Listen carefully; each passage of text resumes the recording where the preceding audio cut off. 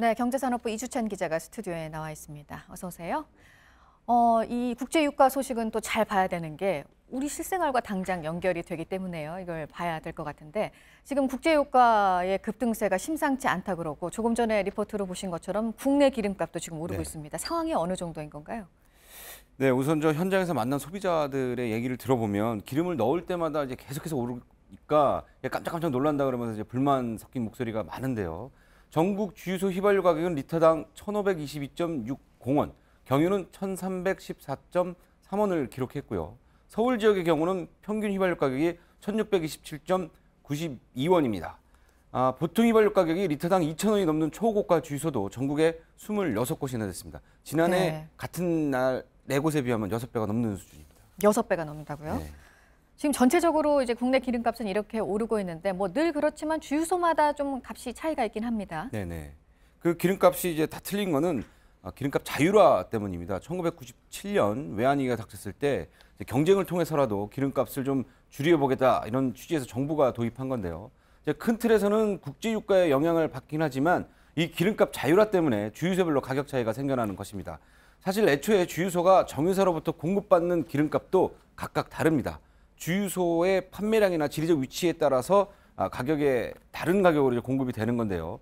여기에 주유소마다 임대료라든지 주변 주유소의 시세, 그리고 직원의 급여, 서비스 비용까지 고려해서 주유소 사장이 판매 마진을 정해서 측정하기 때문에 다 틀리게 되는 것이죠. 네, 다른 겁니다. 네.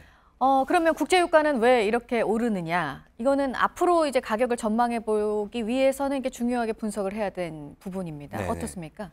국제유가 상승세가 이제 두바이 기준으로 했을 때, 2년 반 만에 이제 최고 수준을 기록하고 있는데요.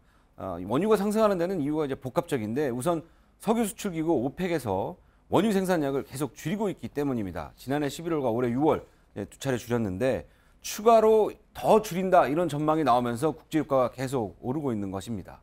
여기에 산유국들이 모여 있는 중동 지역에 이제 정치적 긴장감이 더해지면서 이제 불안세를 타고 있는데 주요 산유국이죠. 사우디아라비아의 무함마드 빈 살만 왕세자가 최근 왕위 계승권을 놓고 계속 경쟁을 했는데 자신의 정적들을 숙청하면서 승기를 잡는 모양새예요. 근데 이 빈 살만 왕세자가 원유 생산을 줄이는데 동의한다 이런 입장이 알려지면서 국제유가 상승에 불을 붙였고 또 이 사우디하고 이란 사이에 긴장감이 돌고 있는데 원유 생산에 차질이 생길 거다 이런 전망이 나오고 있습니다.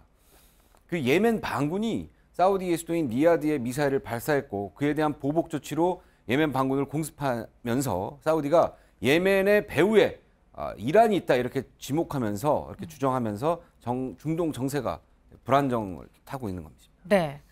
그러면 이제 앞으로 국제유가가 얼마까지 오를 것이냐, 그리고 네네. 이런 상승세가 얼마나 더 어느 기간 동안 이어질 것이냐, 이거를 전망해 보기 위해서는 지금 여러 가지 변수들이 있는 것 같습니다. 우선 그 러시아와 미국 등 산유국이 내년 초에 원유 생산을 늘리게 된다면 다소 이제 상승세가 꺾일 수 있다는 예측이 나오고 있는데요. 일단 올해 말까지는 상승세가 이어질 것으로 보입니다.